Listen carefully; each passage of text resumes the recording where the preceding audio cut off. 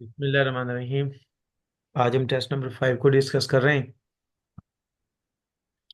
और इसका sentence number 1 है हमारे पास। इसको जरा बेटा पढ़िएगा। The homeless is often stereotyped as being tramps or junkies. जी। The homeless is often stereotyped as being tramps और जंकीस। जी। What is the problem here बेटे? प्रॉब्लम क्या है?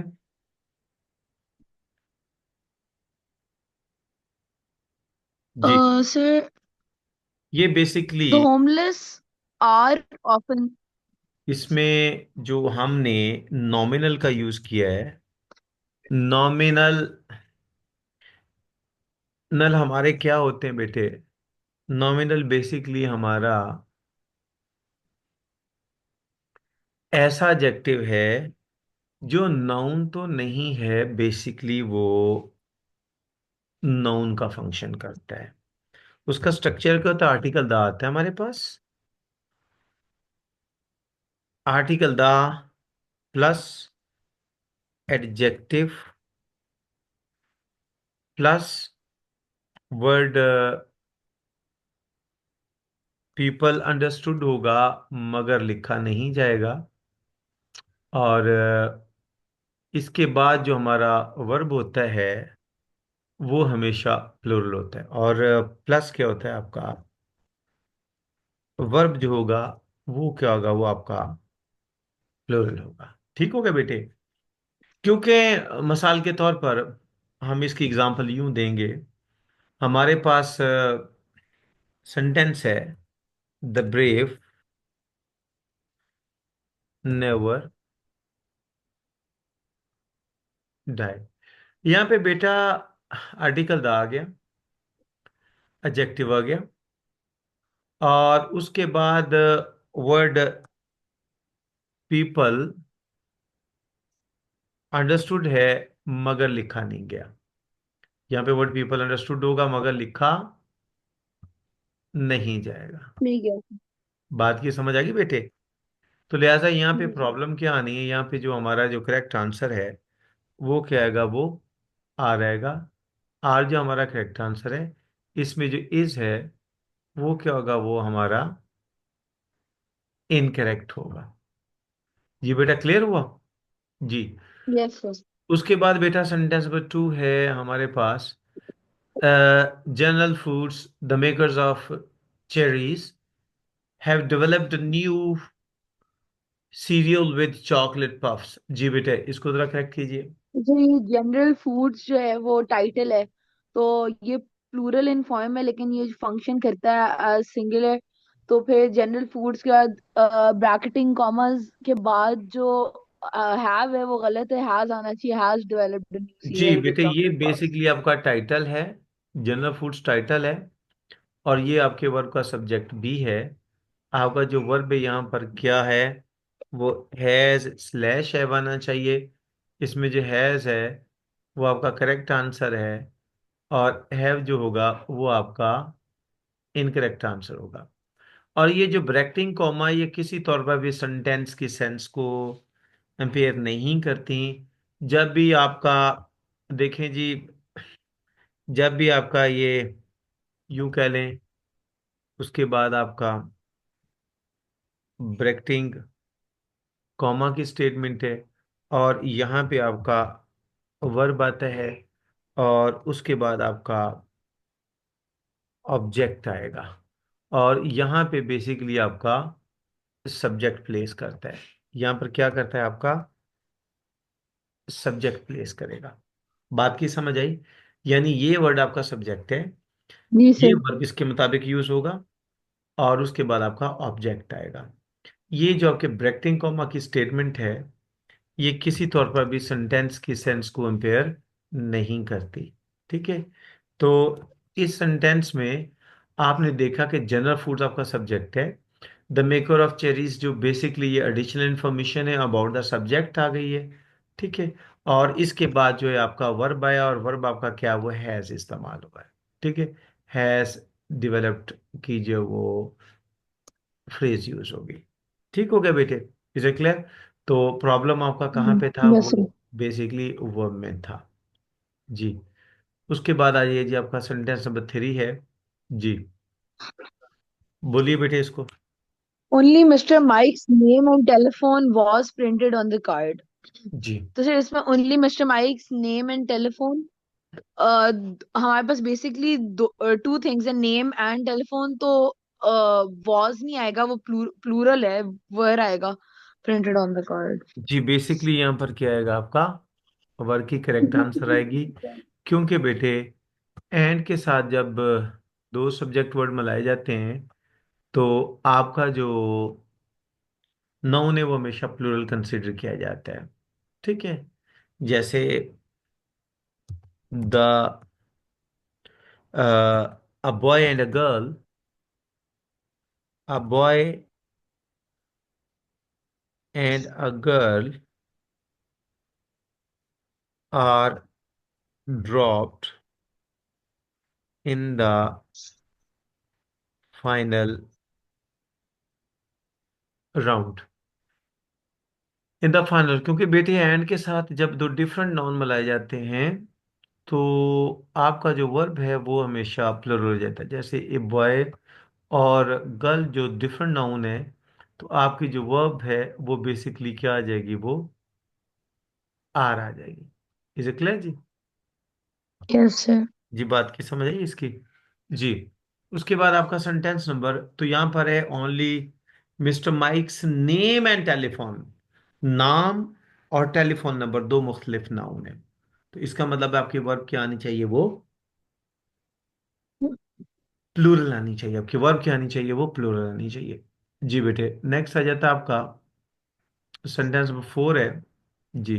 In every cell of your body except your red cells exist a copy of your DNA। हाँ जी। इसमें छह exist नहीं exist आना चाहिए, क्योंकि जब एक्सेप्ट आ जाता है और दो सब्जेक्ट्स होते हैं तो सब्जेक्ट वन के अकॉर्डिंग आता है, जो वर्ब होता है। अब सवाल ये पैदा होता है, देखिए ना, एक हमारा सेल है, एक हमारा बॉडी है, एक हमारा सेल्स है। अब हमने वर्ब को एग्री किससे कराना, सेंटेंस की कॉम्प्लेक्सिटी को अंडरस्टैंड करने की कोशिश करें। ठीक है। जब भी प्रेपोजिशन, पहले तो हम इसको देखें, जब भी प्रेपोजिशन ऑफ के साथ दो सब्जेक्ट वर्ड मिलाए जाएं, आपका जो वर्ब है वो हमेशा सब्जेक्ट वर्ड वन के मुताबिक आएगा, इसके मुताबिक। ठीक है। दूसरा आ जाता है आपका except your body, in every cell of your body except your red cells. अब दूसरा आपका यहाँ पर बॉडी एक्सेप्ट के साथ दो सब्जेक्ट वर्ड मिलाए गए, एक आपकी बॉडी मिलाई गई और एक सेल्स मिलाए गए। तो अब बेटे ये जो वर्ब है आपका, जिसे आप एग्जिस्ट्स भी कह रहे हैं, ठीक है, अब ये वर्ब किसके मुताबिक आएगा, ये सेल ऑफ के मुताबिक आएगा, बॉडी के मुताबिक आएगा, या सेल्स के मुताबिक आएगा? सेल के मुताबिक आएगा। सेल के मुताबिक आएगा। द करेक्ट आंसर, जो बेसिकली आपका सब्जेक्ट वो एग्जिस्ट कर रहा है, वो कौन सा कर रहा है, वो आपका सेल कर रहा है। आपका जो सब्जेक्ट है इस सेंटेंस में वो कौन सा है, वो सेल है। सब्जेक्ट कौन सा है, वो आपका सेल है।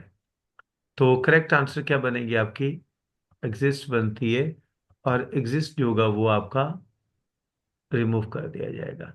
ठीक हो गया बेटे? क्लियर हुआ बेटे? अब आ जाता है मेरे यस सर। नंबर आपका 5 है। जी, पढ़िए जी। One third of their highway patrol vehicles is unmarked, and most of our marked cars don't have a roof rack।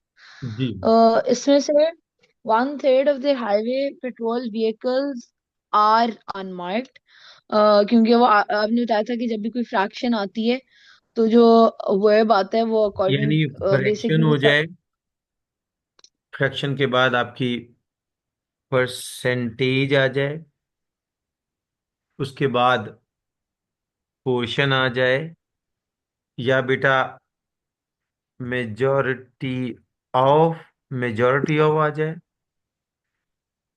Rest of आ जाए, या आ लॉट ऑफ आ जाए। ठीक है। तो आपकी जो वर्ब होगी, जो वर्ब आपने यूज करनी है, verb will be according to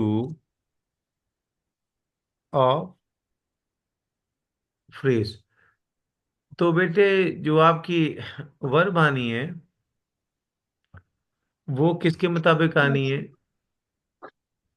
वो आपके ऑफ फ्रेज के मुताबिक आनी है।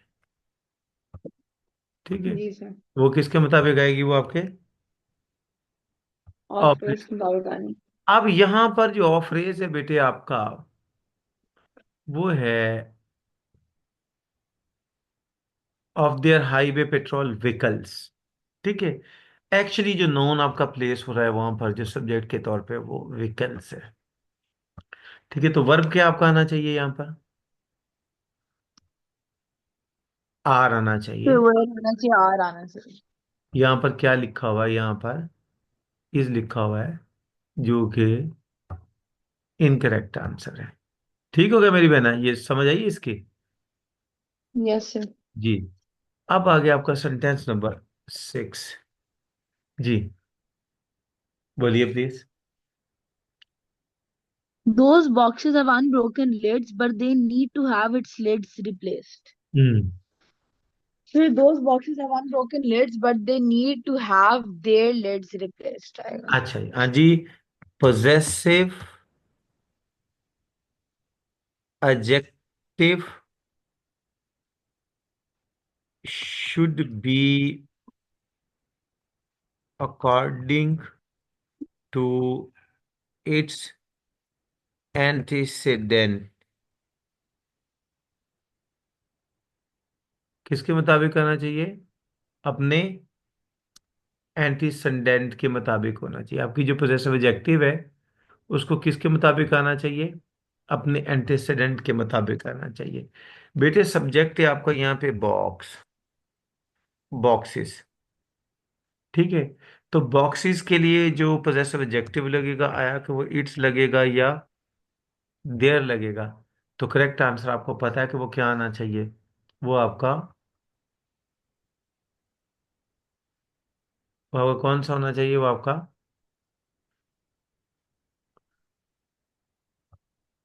देर आना चाहिए सर। जी, देयर आना चाहिए। यानी पोजेसिव एडजेक्टिव होगा क्या आएगा यहाँ पर? देयर आएगा। यानी इट्स का जो यूजेज होगा वो क्या होगा? वो इनकरेक्ट होगा। इट्स का जो यूजेज है वो क्या है? वो, ये गलत है। ठीक हो गया। करेक्ट तो है। यहाँ पे प्रॉब्लम है, यहाँ पे करेक्शन क्या आनी चाहिए? देयर आनी चाहिए। यानी this will be the correct answer. यहाँ पर इट्स का इस्तेमाल नहीं होगा। ठीक है। तो करेक्ट आंसर आपका क्या बनता है? करेक्ट आंसर बेटे आपका बनता है, those boxes have unbroken lids but they need to have their their lids. Lids हाँ जी, रिप्लेस। बॉक्सेस है। उसके लिए जो प्रोनाउन उसने यूज किया वो कौन सा यूज किया? उसने दे यूज किया है।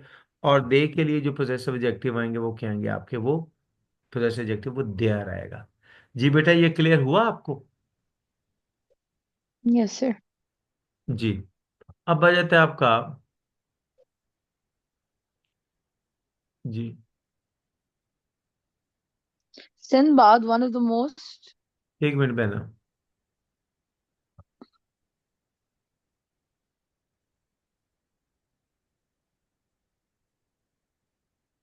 पेज हमने लेनी है। जी, Sinbad, one of the famous characters of the Arabian Nights, which were translated by Anthony Gallon, was a merchant.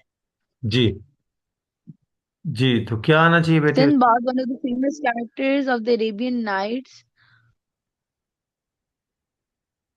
which Sinbad, were आएगा। विच वर, which was आएगा सर। Which was translated. यहाँ पर बेटे ये नॉन एसेंशियल क्लॉज आ गया। अब देखो ना गुड़िया, एक एक चीज इनमें रखिएगा। बेसिकली, जी सर। अब देखो बहना, ये वाला आपने देखना है, ये वाले स्ट्रक्चर को। ठीक है। सिंदबाद क्या है? Gag was a merchant, bye merchant which was by, ये नॉन एसेंशियल क्लास बना दी गई है। जो यहाँ पे विच वाज ट्रांसलेटेड, ट्रांसलेटेड क्या थी? सिंदबाद थी। सिंदबाद तो बेटा वन ऑफ द करेक्टर्स था ना। सिंदबाद क्या था? वन ऑफ द करेक्टर्स था। सिंदबाद तो करेक्टर है। तो आपका यहाँ पे सब्जेक्ट कौन सा आएगा? आपका सब्जेक्ट कौन सा आएगा? सब्जेक्ट आपका यहाँ पर है, ट्रांसलेटेड किताब की जाती है ना ट्रांसलेट बेटे। नहीं जी सर। तो वो कौन सी? वो आपकी द अरेबियन नाइट्स है। ये आपका सब्जेक्ट है। तो यहाँ पर क्या आना चाहिए आपका? वाह स्लैश सिंगुलर वर। वर्ब आएगा। जी। तो करेक्ट आंसर आपकी क्या आनी चाहिए यहाँ पर जी? आ वर है, वो इनकरेक्ट है। इसको हमने क्या करना है यहाँ पर? वास के साथ लिखना है। बात की समझ आ रही बेटे? बेसिकली आपका सब्जेक्ट यहाँ पे कौन सा यस है? सर। आपका वर्ब किसके मुताबिक आ रहा है? वो वर्ब किसके मुताबिक? Arabian nights. अरेबियन नाइट्स के मुताबिक आ रहा है। सेंटेंस किस सेंस को समझ, क्योंकि सेंटेंस को कॉम्प्लेक्स इतना किया गया है कि एक्चुअली आपका सब्जेक्ट ही हाइड कर गया वहां पे। समझ रहे मेरी बात को? जी मेरी बहना। Yes sir. जी। Every chair, table, and sofa, even every single piece of furniture in the house, are up for auction. Every chair, table, and sofa, even single piece of furniture in the house is up for auction. आप इसमें every chair क्योंकि table every के बाद सारी वो list single है piece तो of इसलिए फर्नीचर इज इन द आएगा। हाउस। तो क्या आना चाहिए? जहां भी बेटे एवरी का वर्ड आ जाए ना, एवरी का वर्ड आ जाए, तो आप चीज ये माइंड में रख लें, एवरी सिंगल। तो आपका वर्ब हमेशा सिंगुलर होगा, आपका पोजेसिव एडजेक्टिव और आपका वर्ब में बेटा जब भी एवरी आ जाए, हम इसकी कमेंट्री लिखते हैं, we always use singular verb and possessive adjective with every। क्या लिखा हमने? कि जब भी एवरी आ जाएगा ना बेटे, तो उसके साथ हमने क्या करना है? आपने हमेशा सिंगुलर क्या देना है? सब्जेक्ट देना है, और सिंगुलर पोजेसिव एडजेक्टिव देना है। क्या बेटे रूल क्या बताया गया मेरी बहना? जैसे एवरी के बाद जब भी एवरी यूज होगा तो उसके बाद सिंगुलर वर्ब और पोजेसिव एडजेक्टिव यूज होना है। जी। ये बेसिकली आपकी करेक्ट आंसर है। ठीक हो गया गुड़िया? Yes sir. ये ये आपकी करेक्ट आंसर। जी। अब आ गया आपका sentence number 9। Sentence number The 9। elderly is beginning to demand their rights. So the elderly are becoming to demand their rights because वही दोबारा नॉमिनल नॉमिनल का जो है वो। दे दिया है। आपने क्या कर दिया है? दोबारा इसको हम ये उठाएंगे, ये हम कॉपी करेंगे, वहां पे एग्जांपल हम नहीं पुट करेंगे। यहाँ पर देखें, ये क्योंकि जो भी हमारे इस लेक्चर को सुनेगा उसका ये कॉन्सेप्ट क्लियर होना चाहिए कि बेसिकली ये किस रूल की बात कर रहे हैं। ठीक है। अगेन हमारा नॉमिनल का रूल है। हम यहाँ पे इसकी एग्जांपल यूं देंगे मेरी बहना, the dead never come back. Again हमारा यहाँ पर नॉमिनल का रूल है। यहाँ पे द डेड से मुराद है डेड पीपल। क्लियर? हमारा जो वर्ब आना चाहिए वो क्या आना चाहिए यहाँ पर? वो इज नहीं आएगा, बल्कि वो आर आएगा। क्या आएगा? वो इज नहीं आएगा, बल्कि वो आर आएगा। यहाँ पे इज जो आ होगा रहा है। वो इनकरेक्ट है। ठीक हो गया जी। अब आ जाता है आपका yes. Sentence number 10। A number of students are complained that the number of books are not sufficient in the library. A number of students have complained that the number of books sufficient in the library. देखो बेटे, a number of के बाद ना, a number of के बाद मेरी बहन verb जो होगा ना, वो आना है सिंगुलर। ठीक हो गया। और द नंबर ऑफ के बाद हम इसी को काबू कर लेते हैं। ठीक है। अब देखो गुड़िया, द नंबर ऑफ के बाद आपका जो वर्ब आना है मेरी बहन, वो आना है आपका, हाँ सिंगुलर आएगा, और इधर आएगा प्लूरल।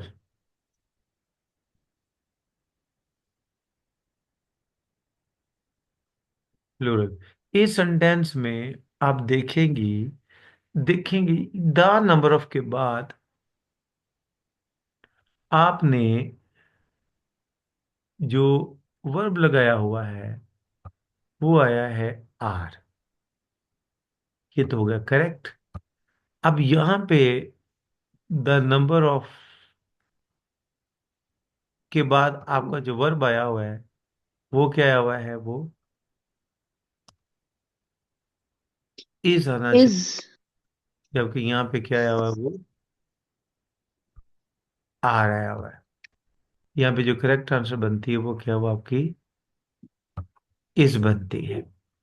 जी बेटे, इसकी समझ आई बेटे कि the number yes of sir. के बाद वो आपने क्या प्लूरल देना है, वो आपने यहाँ पे क्या दिया, वो आपने स्टूडेंट्स आर लिखा हुआ है। करेक्ट है। लेकिन यहां पर आपने क्या करना है, यहां पर आपने द नंबर ऑफ बुक्स क्या आना चाहिए, इज आना चाहिए। ये था बेसिकली आज आपका ये टेस्ट। अच्छा ये बताएं, ये बेटे आपके 5 टेस्ट हो गए, इसको मैं इंशाल्लाह इस वीक में मैक्सिमम कोशिश करूंगा कि ये आपके इसी मंथ में एग्रीमेंट मिस्टेक के 15 टेस्ट जो है ना। अच्छा ये बताएं बहना, फीडबैक दें कि क्या आप एग्रीमेंट मिस्टेक का जो लेक्चर सुन रही हैं, इसकी डिस्कशन हो रही है आपके साथ, इससे आपको कोई बेनिफिट मिल रहा है, आपको फायदा हो रहा है इससे? जी सर. तो आपने कितने लेसन लेक्चर्स बेटा इसके अटेंड कर लिए, एग्रीमेंट मिस्टेक के टेस्ट कितनी डिस्कशन सुन ली है? 5 sir. 5 की सब की सुन ली है? जी सर. आपने सुन ली, वेरी गुड।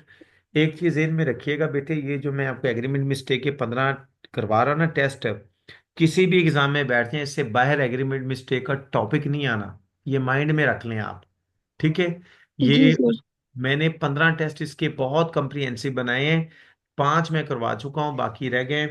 तो आपने वो भी सुनना है। और कल हमने इसका टेस्ट नंबर 6, ये बुध और जुमेरात स्पेसिफिकली 2 दिन टेस्ट डिस्कशन हुआ करनी, कौन सी, बुध और जुमेरात। जुमेरात ठीक होगा सर इंशाल्लाह. कल भी मेरी बहन 3:15 बजे जो वो डिस्कशन है, मैं आपको याद भी दिलाऊंगा, आपको कॉल भी कर लूंगा, तो आपने काइंडली जरा तशरीफ ले आनी। ठीक है जी। बेस्ट ऑफ ठीक लक। होगा sir. Thank you sir. Allah Hafiz. Allah Hafiz.